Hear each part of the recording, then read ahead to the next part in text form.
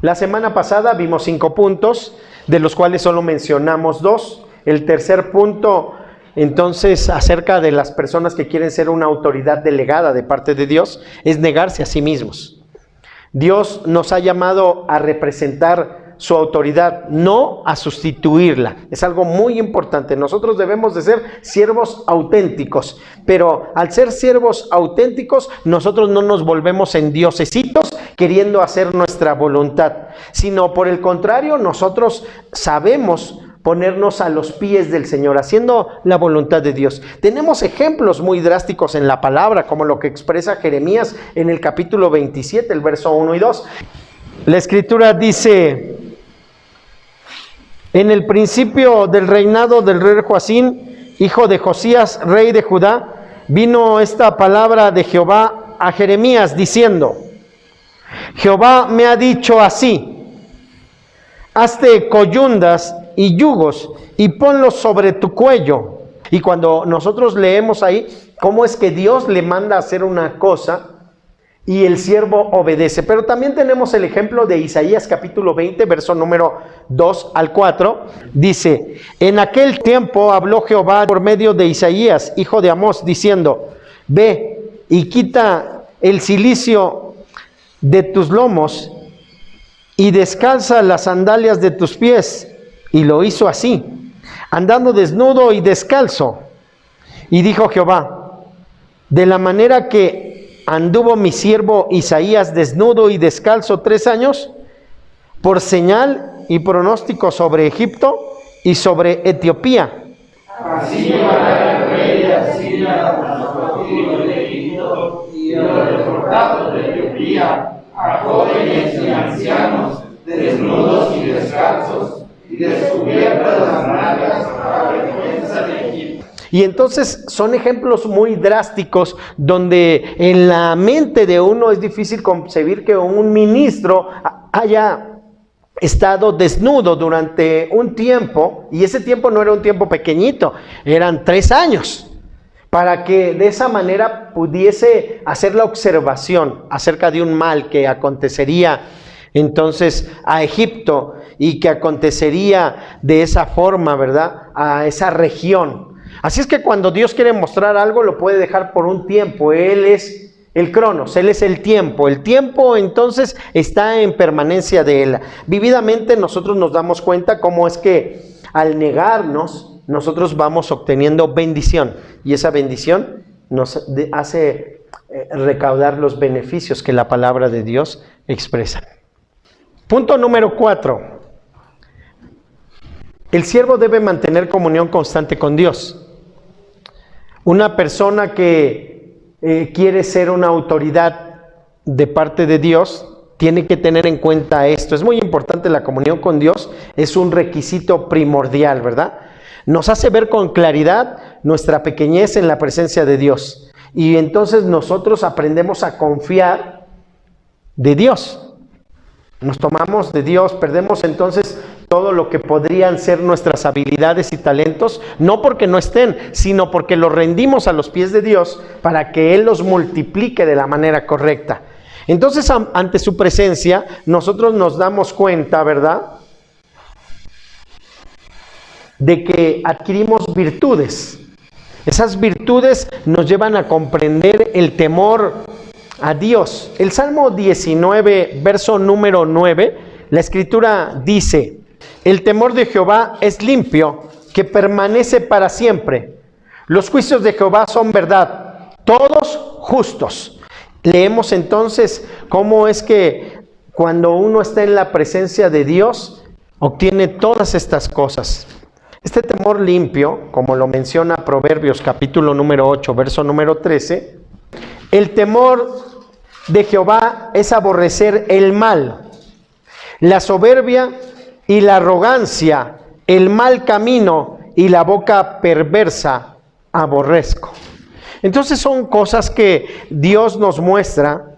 ¿Cómo es que el siervo de Dios, al mantener comunión con Él, tiene que ir adquiriendo todo esto. No puede bajar el nivel de su ética ministerial. Por el contrario, tiene que subir el nivel.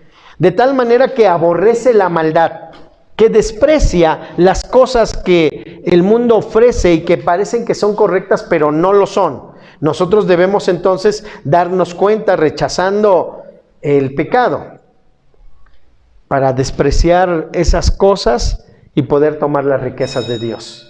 El punto número 5 es que debemos de tener una experiencia real acerca del poder de Dios.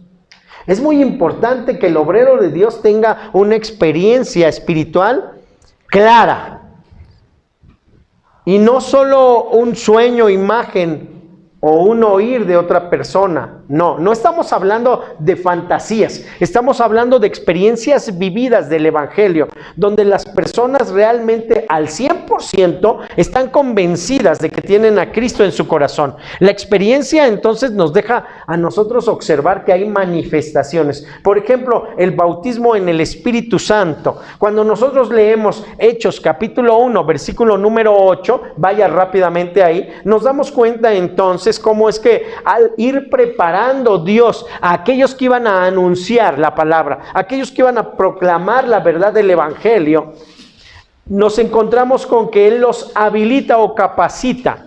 Claro, debemos de pensar en un ejemplo muy sencillo y justo la palabra nos deja ver esto. Hechos capítulo número 1, verso 8, pero la palabra nos muestra este ejemplo muy sencillo. Quisiera entonces decirles, cada persona que tiene un oficio, por ejemplo, si alguna persona quisiese ir al espacio, necesitaría vestirse adecuadamente y tendría que usar su traje espacial.